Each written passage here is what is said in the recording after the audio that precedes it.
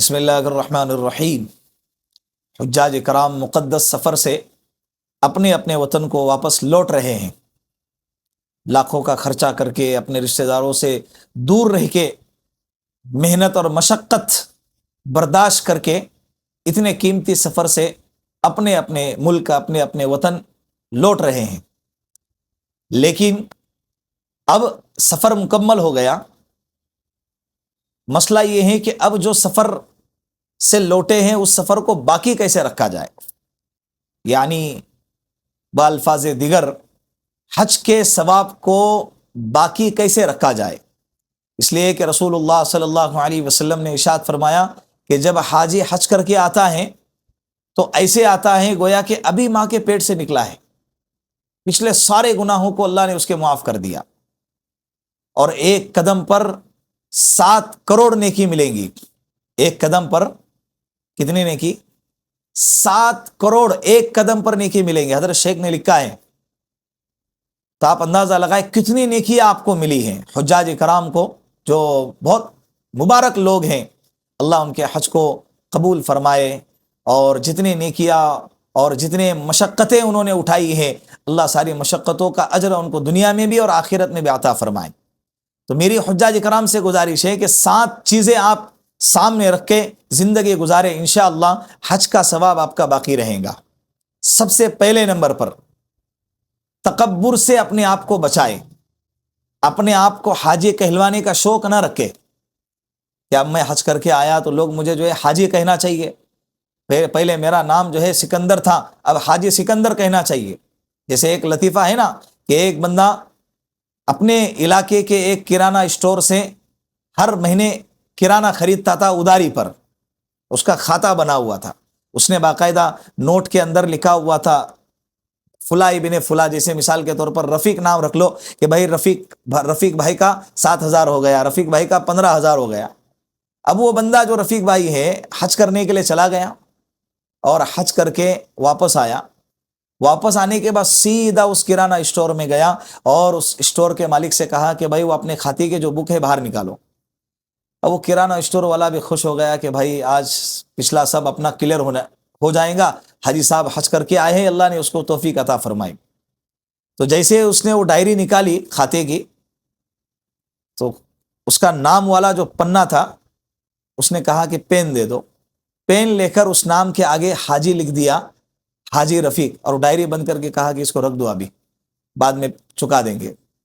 تو بعض لوگوں کو اپنے نام کے آگے حاجی کہلانے کا بڑا شوق ہوتا ہے۔ اللہ اگر قبول کرے تو آپ حاجی ہے، اللہ اگر رد کر دے تو پھر ساری دنیا اگر حاجی کہے تو پھر کیا فائدہ اسے لقب کا۔ تو اسی لیے اپنے آپ کو حاجی کہلوانے کا شوق نہ رکھے، تکبر سے اپنے آپ کو بچائے۔ دوسرے نمبر پہ صبر اور شکر کا دامن تھامے رکھے۔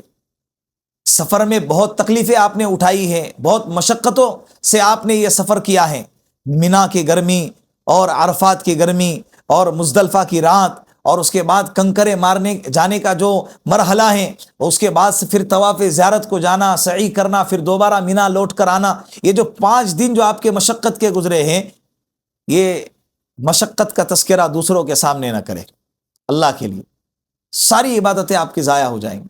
صبر کیا ہے، لوگ تو ثواب دینے والے ہیں نہیں، اور وہ لمحہ گزر گیا، لوگوں کے سامنے اس مشقت کا تذکرہ کریں گے، ہو سکتا ہے کہ جس کے سامنے آپ تذکرہ کر رہے ہیں اس کا ارادہ حج کو جانے کا تھا، آپ کے یہ وہاں کے واقعات بیان کرنے کی وجہ سے وہ اپنا ارادہ ٹال دے، وہ اپنا ارادہ ملتوی کر دے، وہ حج کو جانے والا تھا نہ جائے، اس کے نہ جانے کا گناہ آپ کے سر آئے گا۔ اس کے لیے مشقتوں کا تذکرہ دوسروں کے سامنے نہ کرے، اللہ کے لیے برداشت کیا ہے، اللہ کے لیے برداشت کرے، صبر کرے، اور اللہ نے آپ کو جو عبادت کے توفیق عطا فرمائی ہے اس پر شکر کرے آپ۔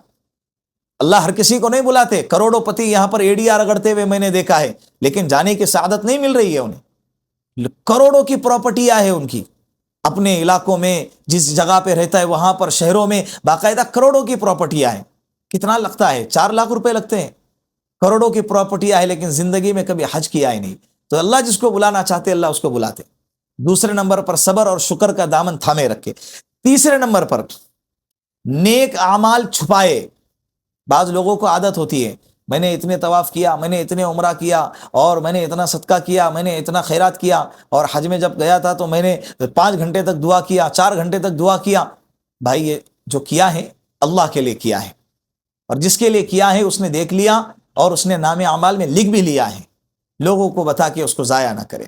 ایک حاجی صاحب کا تذکرہ حکیم الامت نور اللہ مرقدہ فرمایا کرتے تھے کہ ایک حاجی صاحب 2 مرتبہ حج کر کے آئے، ان کے گھر میں مہمان آئے، تو اپنے پوتے سے وہ حاجی صاحب کہہ رہے کہ بیٹا جا اس بوتل میں سے زمزم کا پانی لے آنا، جب میں پہلی مرتبہ حج کو گیا تھا تو اس بوتل میں سے پانی لے آنا۔ یعنی گویا کہ وہ بتانا چاہ رہا ہے کہ یہ میرا دوسرا حج تھا، یہ جو میرا سفر تھا یہ پہلا نہیں دوسرا تھا۔ حضرت نے فرمایا کہ یہ جملہ جیسے اس نے استعمال کیا، اللہ نے اس کے دونوں حج کو غارت کر دیا، ساری مشقتیں ختم، پیسہ خرچ کرنا سب ختم جملے سے۔ تو اپنے نیک اعمال کو چھپائے، یہ تیسرا کام ضرور کرنا ہے۔ چوتھے نمبر پر، ابھی آپ اپنے سفر سے واپس آ رہے اپنے وطن، نئی زندگی کا آغاز ہو رہا ہے، تو اپنے نئی زندگی کے آغاز کو خوبصورت بنائے۔ پہلے اگر جو روٹین تھی رات میں سو کر جو ہے دن 12 بجے تک سونے کی، رات میں سو رہے لیٹ اور 12 بجے تک سو رہے، فجر کی نماز غارت اشراق جا رہی ہے، صبح کے سورہ یاسین کی تلاوت غائب، قرآن کریم کی تلاوت غائب، رات میں دیر سے سو رہے، صبح میں دیر تک سوئے رہے، دیر زیادہ وقت ہونے کے بعد اٹھ رہے، تو اپنے زندگی کو تھوڑا تبدیل کرے، نئی زندگی کا آغاز کرو۔